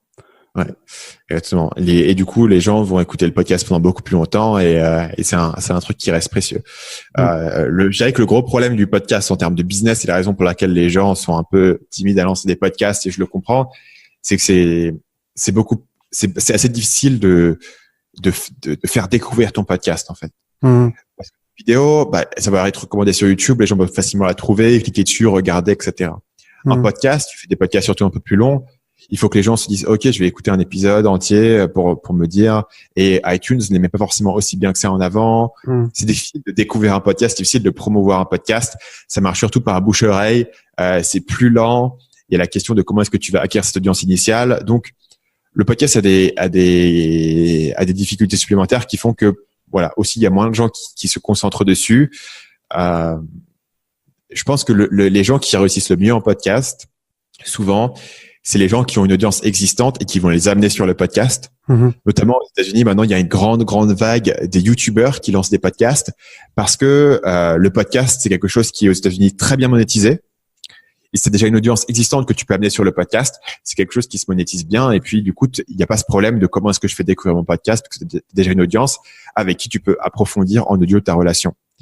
Et moi, j'ai commencé par le podcast avant de faire YouTube, donc c'est aussi possible de le faire dans cet ordre-là. Ouais, tout à fait. Ok. Donc Stan, je sais que tu finis tes interviews, tes conversations, pardon, il faut que je m'y fasse, avec les 3 mêmes questions. Moi, j'ai pas forcément les mêmes questions. J'ai pioché 3 questions dans du livre Tribe of Mentors de Tim Ferriss. Je sais pas si tu as lu le livre ou si tu le connais, mais grosso modo, il pose les 11 mêmes questions à des personnes qui l'inspirent et ça, il en a fait un livre. C'est ça le concept. Donc les 3 questions que j'ai sélectionnées pour toi, c'est la première, c'est est-ce que tu as un achat que tu as fait récemment de moins de 100 € que tu conseillerais à des personnes autour de toi? Ça peut être un livre, ça peut être un objet, je sais pas. J'achète assez peu de choses et je pense que celui-là était sous les 100 €. Moi j'ai passé des années en étant un peu en mode nomade digital, etc. Juste avec un ordinateur. Et il y a environ un an, j'ai finalement acheté un grand écran. Non, j'ai mes 2 écrans, j'ai mon ordinateur et j'ai le grand écran. Et au final, ça coûte pas cher. C'est juste que ça prend de la place. Et avant, je voulais pas me trimballer avec. Ouais. Et c'est vrai que c'est beaucoup plus pratique pour bosser d'avoir les 2 écrans et de pouvoir passer de l'un à l'autre. Et je crois vraiment qu'un écran, ça coûte maintenant moins de 100 €, clairement. Et ça m'aide beaucoup. Et en fait, je me rends compte maintenant quand je l'ai plus. Tu vois, je suis au Starbucks, je l'ai plus. Je me dis, mais j'ai l'impression qu'il me manque un bras, tu vois. T'as un peu ce truc où t'as envie de tourner la tête et de le voir là, mais non, il est pas là. Ok, ça marche. Ça t'a permis de gagner en productivité, ça t'a permis de gagner plutôt en confort, j'imagine. Pour Les deux, parce qu'il y a beaucoup de tâches où j'ai besoin d'avoir 2 écrans. Par exemple, quand je vais sélectionner les visuels pour une de mes vidéos, je vais voir le script sur un écran et sur l'autre écran, je vais chercher les visuels et je vais les enregistrer dans un dossier, tu vois. Okay. Si j'ai qu'un seul écran, ça veut dire qu'il faut que je revienne à chaque fois sur mon script entre deux, ce qui me fait perdre du temps. Okay. Et pour le coup, ça m'amène à une autre question. C'est quoi ta répartition de temps de travail chez toi ou ailleurs? Est-ce que tu vas de temps en temps dans des espaces de coworking ou au Starbucks ou dans d'autres endroits? Je travaille en grande majorité chez moi parce que le deuxième écran. Parce que le deuxième écran, parce que j'ai tout qui est un peu mis en place. Il peut m'arriver d'aller au Starbucks ou d'aller dans un café si je me sens un peu bloqué. Ça m'arrive assez rarement, mais il y a de temps en temps, tu vois, je suis un peu bloqué dans ce que je fais. Donc, du coup, j'essaie de changer d'environnement pour le changer, mais c'est assez rare. Tu vois, je dois le faire une fois par mois. Généralement, je suis chez moi et j'ai tout le confort moderne dont j'ai besoin. Ok, super. Deuxième question, quel échec en apparence t'a permis de paver la voie d'un futur succès? Est-ce que tu as eu dans le passé quelque chose qui sur le coup t'a paru comme étant un échec et finalement tu te dis que ça a été un formidable tremplin finalement pour la suite? Alors, le tout premier produit que j'ai lancé sur Internet, ça s'appelait, c'est donc dans le domaine de la séduction, et ça avait un nom horrible. Ça s'appelait Séduction Totale. Et je donne le nom parce que c'était symbolique de ce qui allait pas avec ce produit. C'est-à-dire que je me suis dit, je vais faire un produit pour aider les hommes timides essentiellement à parler aux femmes qui les intéressent. Ouais. Et j'avais l'idée que j'allais tout leur donner. Donc ça allait être la vision totale de tout ce que tu avais besoin de savoir pour réussir. Le problème, c'est que le pitch du coup du produit était vraiment vague, était pas spécifique, ça ciblait pas un problème bien précis, et donc du coup c'est quelque chose qui avait pas du tout marché. Et après l'échec de ce truc-là, j'ai récupéré une grande partie de ce que j'avais fait sur ce produit, mais sauf que je l'ai repackagé dans dans une toute nouvelle offre, un nouveau pitch de vente, un nouveau positionnement. Et ce nouveau positionnement s'appelait le plan d'action, et c'était une méthode pour surmonter tes peurs. Et c'est un produit qui a très bien marché directement et qui m'a permis de gagner ma vie en ligne. En fait, à l'origine, c'était mon premier grand succès. En fait. Et j'ai découvert que le même contenu, essentiellement, les mêmes conseils, sous un certain emballage, ça intéressait personne. Personne n'en voulait. Et sous un autre emballage, c'était absolument ce que les gens voulaient et ça se vendait comme des petits pains. Et c'est là que j'ai découvert l'importance du copywriting, du positionnement, de l'angle, de la page de vente. Et il s'ensuit essentiellement le reste de ce que j'ai fait sur le web. Ça vient de là, ça vient de cette réalisation que la perception des gens dépend de la manière dont tu présentes les choses. et qu'il faut apprendre ce que les gens veulent et leur donner. Ce que j'avais pas fait au départ. Au départ, je m'étais trop concentré sur ce que je pensais qu'ils avaient besoin d'entendre. À la place, j'ai compris ce que les gens voulaient, leurs besoins, leurs problèmes. J'aurais parlé d'eux. Et cette réalisation-là, en fait, tu vois, aujourd'hui, tout ce que je fais sur Marketing Mania, tu pourrais dire que ça découle de cette réalisation qui était à l'origine issue d'un échec. C'est fou parce que j'ai vraiment l'impression d'être dans cette situation précise en ce moment. C'est-à-dire que j'ai un produit qui a été packagé de manière trop large, en voulant s'adresser à trop de monde, en faisant avec à l'intérieur des choses que j'ai faites en me disant, en supposant que ça allait intéresser les gens. Ça a eu un succès relatif, mais en prenant du recul, je me dis que en repackageant ça, en mettant du copywriting dedans, en changeant d'angle, ça pourrait cartonner bien plus. Et pour le coup, je suis persuadé, tu vois, que le produit, pour ceux qui sont rentrés dans le produit, je sais que ça a changé des vies, mais pour l'autant, le fait de l'avoir mal packagé, peu de personnes se sont lancées dans ce produit. Mais du coup, merci pour ce partage entre séduction totale et le plan d'action, c'était intéressant. Dernière question. Quelles sont les mauvaises recommandations que tu entends régulièrement dans ton domaine et qui limite t'exaspèrent dans le domaine du web marketing, du coup? Je pense que le domaine du web marketing, un truc qui m'irrite, c'est l'idée qu'il existe des solutions clés en main, copier-coller. Et beaucoup de gens vendent cette idée, voilà, je vais te donner la méthode, copier-coller, ça marche dans n'importe quel domaine et il suffit de faire ce que je te dis et ça marche. Évidemment, c'est très attractif pour les gens, puisque il y a plus de place pour l'échec, il y a plus de place pour la réflexion, pour l'interprétation, et quelqu'un d'autre, essentiellement, prend la responsabilité pour toi de ton business. Le problème, c'est que si un business était quelque chose de copier-coller, il aurait déjà été fait. Et la raison pour laquelle c'est pas aussi facile de copier-coller un business, c'est que ça demande la compréhension du marché, ça demande l'interprétation, ça demande le test, ça demande l'itération, etc. Et donc cette idée qui est ultra attractive, encore une fois, en termes de marketing, en termes de pitch de vente, c'est très puissant de dire, voilà, je vous donne le business clé en main, appliquez ça et vous aurez des résultats. Voilà, en général, on donne ensuite un gros chiffre en X temps. Et ça, c'est une croyance qui est nocive pour les gens. Et parfois, je vois même des gens qui sont dans ma formation et qui disent, OK, Stan, voilà ma situation, qu'est-ce que je devrais faire? Et je leur dis, voilà, tu pourrais faire ça, tu pourrais faire ça, tu pourrais faire ça. Mais personne ne peut te dire exactement ce qui va marcher. C'est aussi à toi de tester, tu vois, de voir un peu ce qui fonctionne, de réfléchir par rapport à ton marché. C'est pas parce que moi, je suis Stan Leloup de Marketing Mania que j'ai la réponse ultime et le dernier mot sur toutes les questions.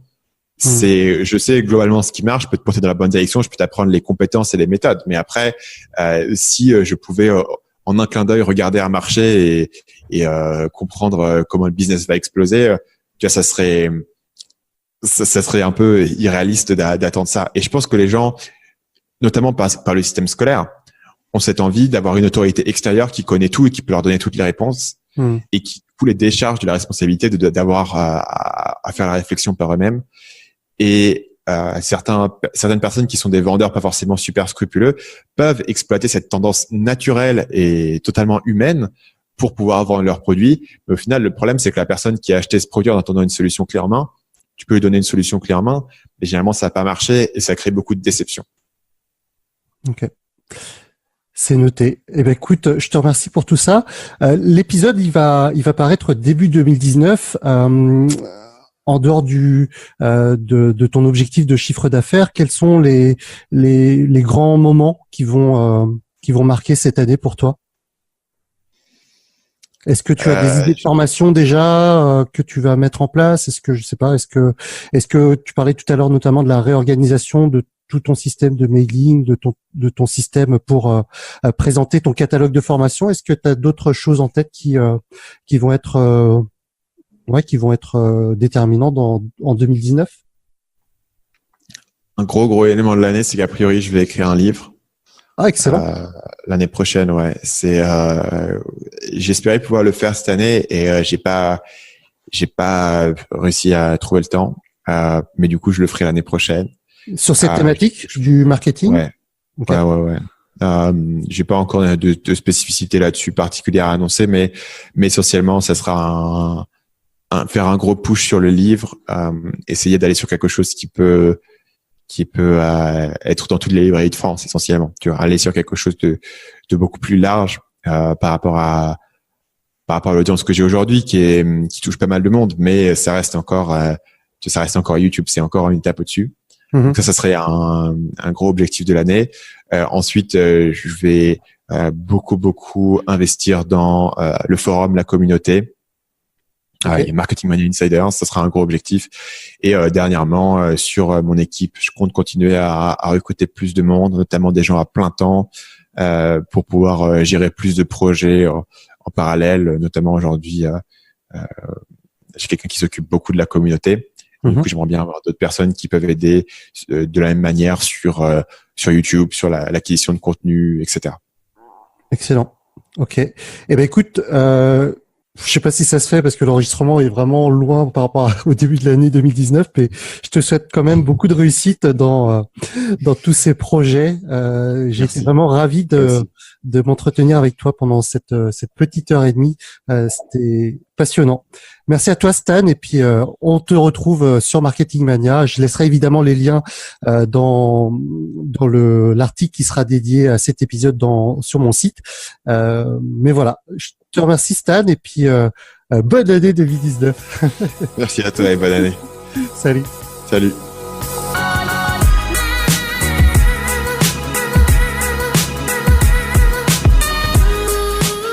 Voilà pour cette interview avec Stan. Je le remercie évidemment chaleureusement pour m'avoir accordé de son temps pour avoir répondu à l'ensemble de mes questions. Je vous rappelle que vous pouvez rejoindre le groupe Facebook Le Coin des Infopreneurs /Transfopreneurs en recherchant dans la barre de recherche Facebook ces termes-là. Vous retrouvez l'ensemble des informations de cet épisode sur mon site à l'adresse webcreator.com/WCA 020, webcreator.com/WCA 020. Et enfin, pour terminer, si jamais vous pouvez juste prendre 5 minutes pour me laisser une évaluation ou pour me laisser une review sur Apple Podcast ou iTunes ou sur n'importe quelle application sur laquelle vous écoutez cet épisode, eh bien ça m'aidera grandement. C'est tout simplement la façon la plus simple pour que je puisse être mieux référencé et que d'autres personnes puissent découvrir mon podcast. Voilà, c'est la fin pour cet épisode. Je vous remercie infiniment pour votre fidélité et je vous donne rendez-vous la semaine prochaine pour le 21e épisode de Web Creator. D'ici là, portez-vous bien, prenez soin de vous et appréciez la vie. Salut! Merci d'avoir écouté ce podcast. Retrouvez toutes les informations complémentaires sur webcreator.com.